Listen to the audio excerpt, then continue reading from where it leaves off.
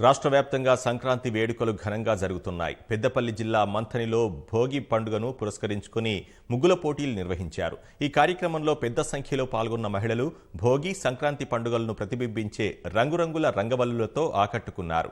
పోటీల్లో గెలుపొందిన విజేతలకు మంథని శాసనసభ్యులు శ్రీధర్ బాబు బహుమతులు ప్రదానం చేశారు.